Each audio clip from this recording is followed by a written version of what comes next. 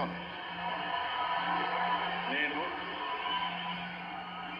కొణిదెల పవన్ కళ్యాణ్ అనే నేను ఆంధ్రప్రదేశ్ రాష్ట్ర మంత్రిగా నా పరిశీలనకు వచ్చిన లేదా నాకు తెలియవచ్చిన ఏ విషయాన్ని నా కర్తవ్యాలను సక్రమంగా నిర్వహించేందుకు అవసరమైన మేరకు తప్ప ప్రత్యక్షంగా గాని పరోక్షంగా గాని ఏ వ్యక్తికి లేదా వ్యక్తులకి తెలియపరచనని లేదా వెల్లడించనని దైవ సాక్షిగా ప్రమాణం చేస్తున్నాను.